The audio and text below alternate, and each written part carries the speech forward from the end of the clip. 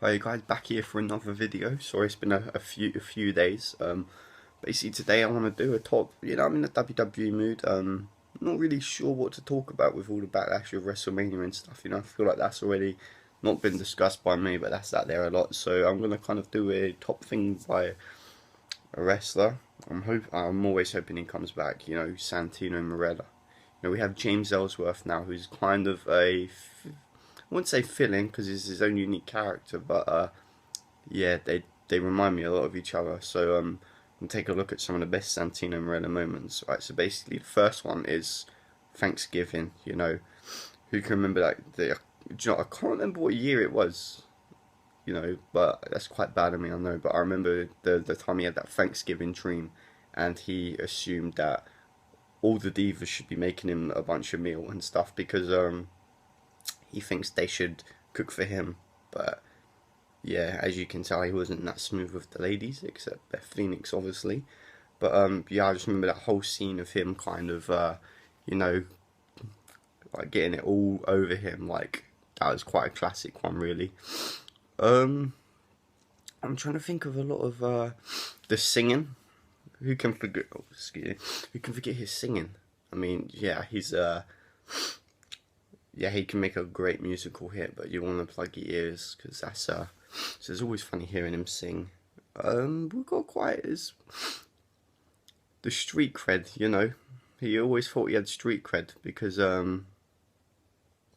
his rapping skills. He always thought he was such a great rapper. Do you remember when he was doing Scrabble with Shaquille O'Neal, and then primetime players not primetime players, sorry, Challenge ATG just come in, and they're just like they're kind of gas bagging away kind of thing. They're kind of talking about what's going down, who's doing what, and then they start rapping, and Santino's rap.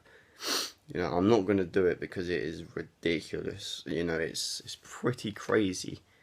Um, but yeah, there's his rap skills were not that great, to be honest.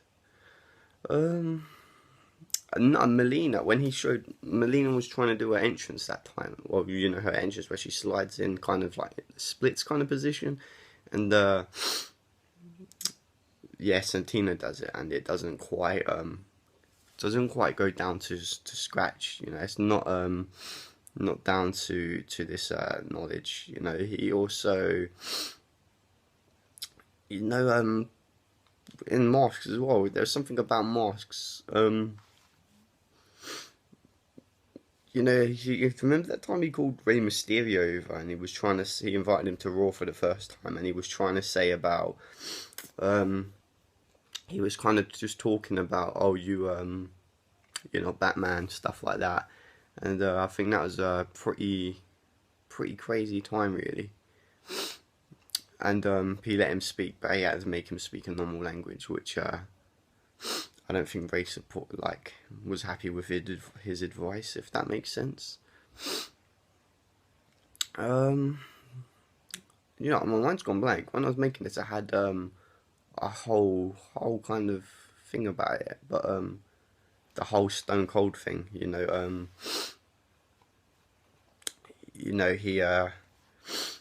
when he kept saying he was kind of better than Stone Cold's, he said no one's better than Santino, even Stone Cold thinks so. But yeah, he definitely he definitely was trying to wind him up a bit, stirring the pot, if you will. Imagine Santino in Condemned 2. Can you imagine that? Well, except there was a Condemned 2 actually with Randy Orton, which came out like 2015, I think. I don't know, someone around there, somewhere along that line. But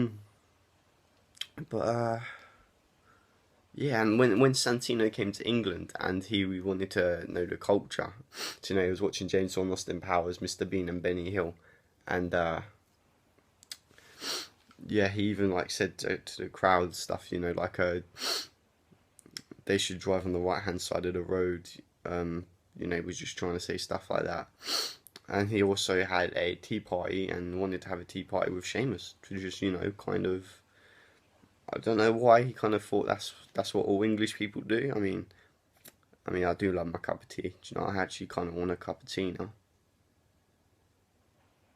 I do want a cup of tea. Do you know, I'm going to make a cup of tea.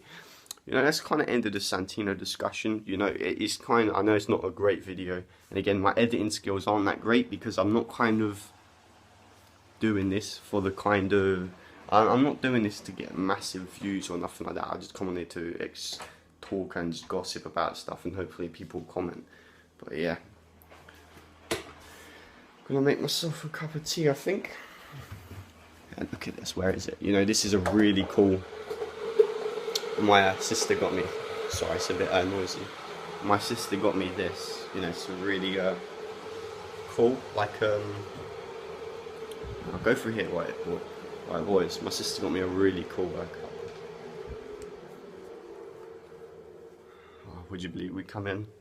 Yeah, as you can tell by the Captain America shirt I'm wearing, I'm a huge Marvel fan. You know, I'm really excited because maybe, hopefully, if my friend wants to go. If not, I might go on my own, but I'm not sure.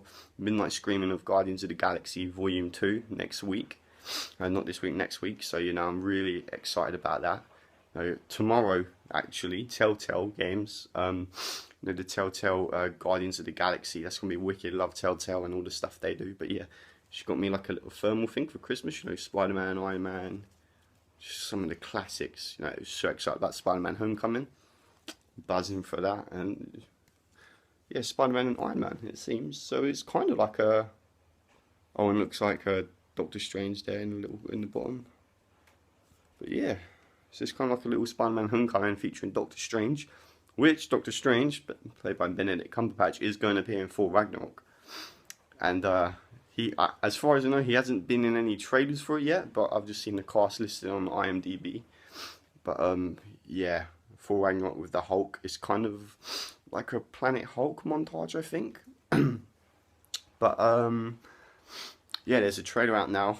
You'll find it probably on, it'll be on YouTube. You've probably seen it on top featured, to be honest. But yeah, well, anyways, I'm gonna have a cup of tea and I'll see you guys in a jiffy.